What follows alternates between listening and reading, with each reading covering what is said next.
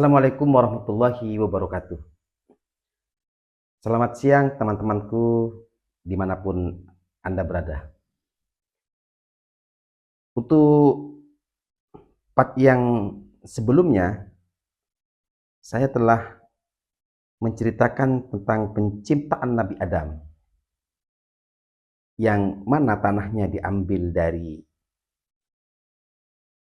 beberapa penjuru di muka bumi. Teman-temanku yang berbahagia, pada kali ini saya ingin menceritakan tentang peniupan ruh Nabi Adam. Setelah Allah meniupkan ruh ke dalam tanah yang menjadi cikal bakal Nabi Adam, ruh tersebut masuk melalui kepala. Bagian tubuh yang dilewati ruh pun langsung upgrade dari tanah jadi daging, ibarat instalasi software yang langsung aktif. Ketika ruh sampai di kepalanya, Nabi Adam pun bersin. Para malaikat spontan berkata, Alhamdulillah.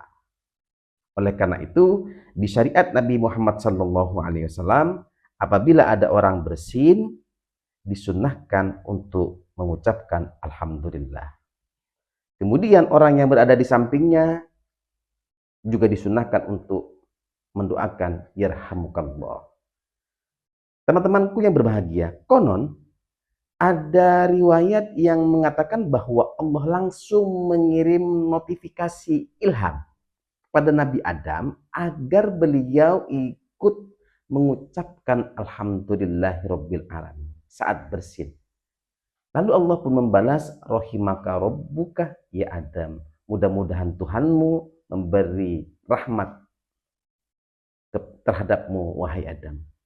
Teman-temanku yang berbahagia, ketika ruh mulai masuk ke matanya, Nabi Adam langsung takjub seperti turis pertama kali masuk ke surga.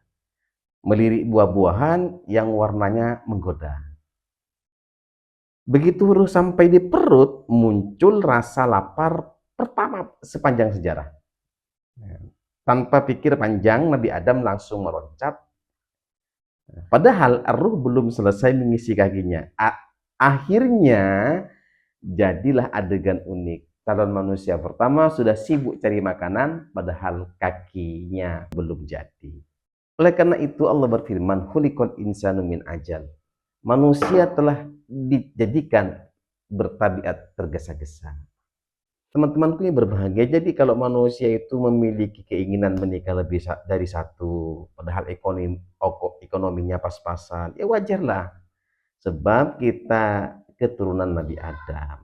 Kalau sekedar angan-angan, nggak apa-apalah. Yang bermasalah kalau direalisasikan. Bermimpi itu gratis, teman-teman. Terus ketika Adam sudah jadi, malaikat semua sujud. Sebagaimana diceritakan oleh Allah Subhanahu wa taala, fasajadal malaikatu kulluhum ajmaun. Para malaikat semuanya sujud. Illa iblis istakbara wa kana minal kafirin, kecuali iblis dia sombong. Wa kana minal kafirin, dan iblis itu bagian dari sekelompok yang kafir. Jadi kekafiran iblis itu bukan karena dia tidak mengenal Allah, bahkan iblis itu lebih makrifat daripada kita. Yang menyebabkan kekafiran iblis itu karena dia membangkang terhadap perintah Allah. Jadi yang menjadikan kita kafir, salah satunya adalah beriktikat bahwa suatu kewajiban itu tidak menjadi wajib. Qala, Allah berfirman, ya iblis ma manaka an tasjuda lima khalaqtu biyadai. Apa yang telah mencegahmu untuk sujud terhadap makhluk yang aku ciptakan biyadaya, dengan menggunakan kedua tanganku. Astakbarta am kunta minal alim. Apakah kamu sombong atau kamu merasa orang yang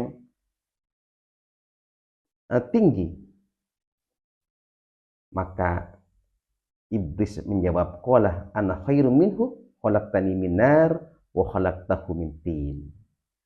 Iblis berkata, saya lebih baik ketimbang daripada Adam. Alasannya apa? Khalaqtani min nar, engkau telah menciptakan aku dari api, wa khalaqtahu min tin, dan engkau telah menciptakan Adam dari tanah. Teman-temanku yang berbahagia, Allah tidak suka dengan kesombongan iblis. Lalu dia mengusir dengan firman-Nya, qala fakhruj minha fa innaka rajim wa inna 'alaika la'nati ila yaumiddin. Qala, Allah berfirman, fakhruj, keluarlah engkau wahai iblis, minha, dari surga, fa innaka rajim, maka sesungguhnya engkau terkutuk. Fa inna wa inna 'alaika la'nati ila yaumiddin, dan sesungguhnya itu menimpa terhadapmu laknatku ila yaumiddin, sampai hari pembalasan, yaitu hari kiamat.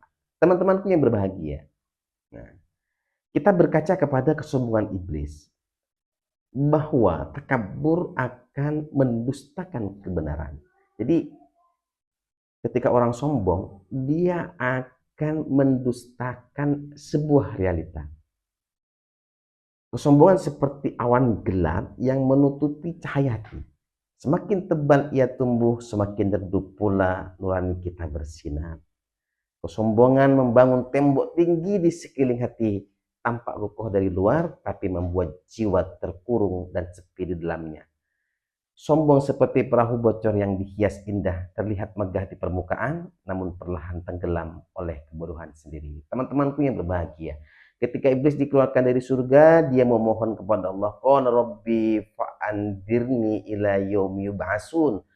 Wahai Tuhanku, tangguhkanlah aku sampai hari dibangkitkan dari kubur. Jadi yang dibangkitkan dari kubur itu manusia maksudnya ya. Qala, maka Allah menjawab, fa innaka minal mundarin, sungguhnya kamu termasuk golongan yang ditangguhkan. Ila yaumil waqtil maklum, ke waktu, ke hari waktu yang telah diketahui. Terus ketika iblis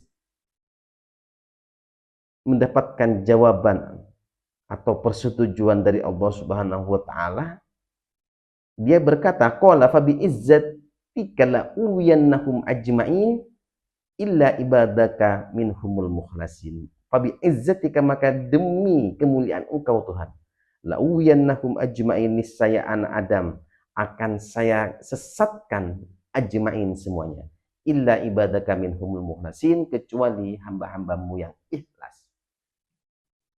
Terus Allah berfirman, fal haqqu wal haqqu aqul. Qala fal haqqu wal haqqu aqul,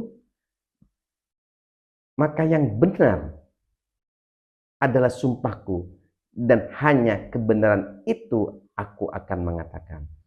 La amla'anna jahannama minka wa mimman tabi'aka minhum ajma'in, niscaya akan aku penuhi neraka jahanam, minka, dari golonganmu iblis, wa mimman tabi'aka, dan dari orang yang mengikuti jejakmu, minhum, dari manusia, ajma'ina, semua.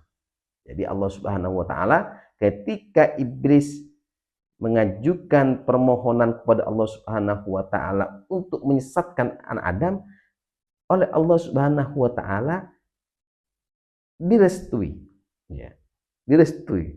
Dan Allah berfirman, niscaya akan aku penuhi neraka jahanam darimu dan dari orang-orang yang mengikuti jejakmu.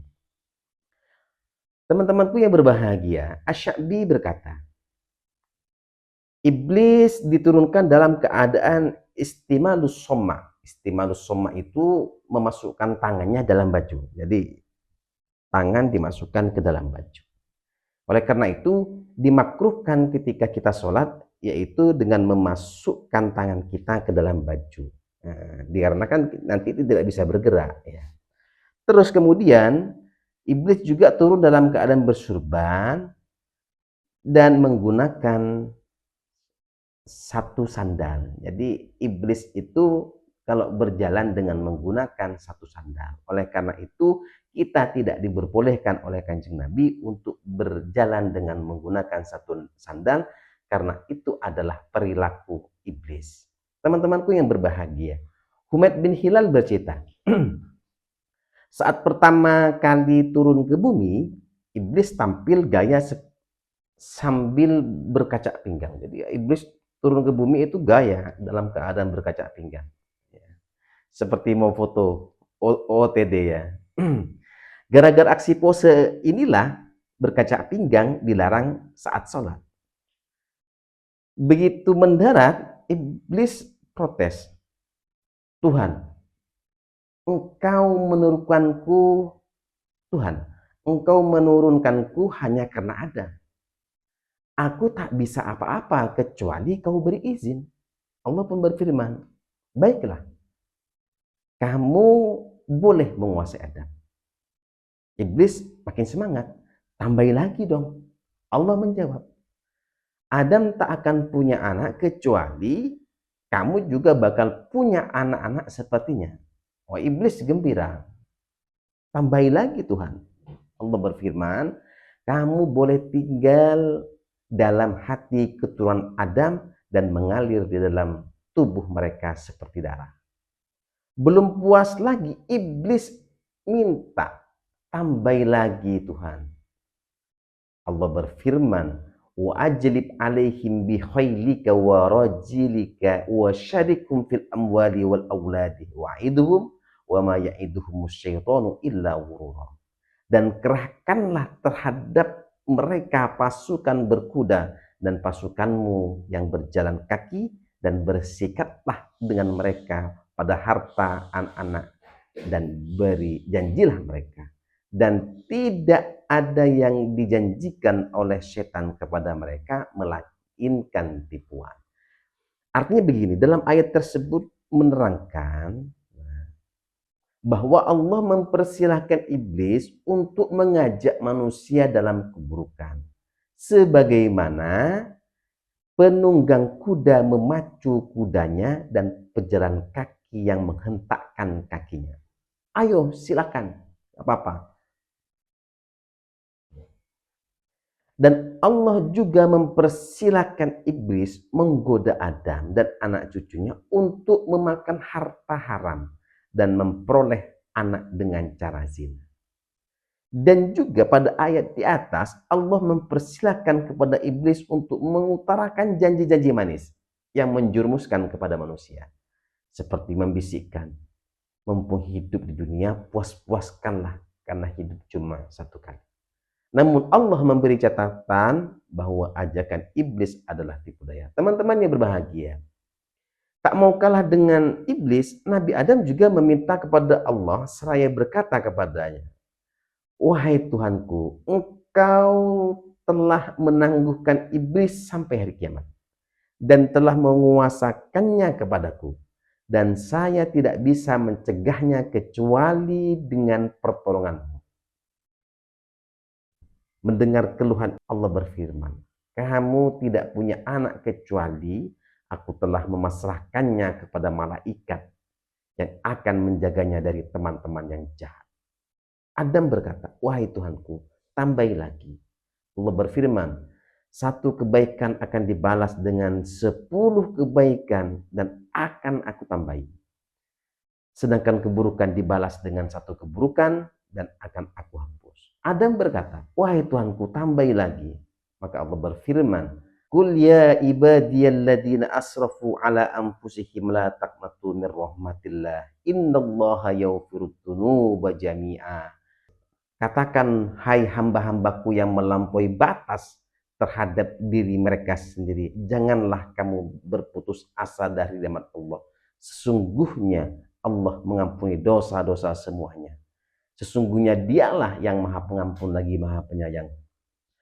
Adam berkata lagi, wahai Tuhanku, tambah lagi. Allah pun menjawab, aku tidak akan menolak taubat keturunanmu selama mereka masih hidup, masih ada ruhnya. Adam merasa ini belum cukup. Wahai Tuhan, tambahi lagi. Maka Allah berkata, baiklah, dosa-dosa mereka akan aku ampuni. Dan aku pun tak peduli sebesar apa dosanya. Adam akhirnya bilang, wah ini sudah cukup Tuhan. Setelah nego beres, Allah memberi tugas. Sekarang datangi sekelompok malaikat dan ucapkan salam. Adam pun berjalan, menemui malaikat seraya berkata, Assalamualaikum. Malaikat langsung menjawab, Waalaikumsalam. Adam balik menghadap Allah dan Allah berfirman, salam itu akan menjadi tradisi penghormatanmu, juga penghormatan keturunanmu di antara mereka. Teman-temanku yang berbahagia, dan dibalik semua itu, saat iblis menolak sujud dan mulai kelihatan aslinya di depan para malaikat, Allah mengajarkan Adam beberapa nama. Ibaratnya dikasih database pengetahuan versi pertama langsung dari pencipta. Untuk ini, untuk nama-nama yang telah diajarkan oleh Allah kepada Nabi Adam, insya Allah akan kami lanjutkan pada episode berikut. Assalamualaikum warahmatullahi wabarakatuh.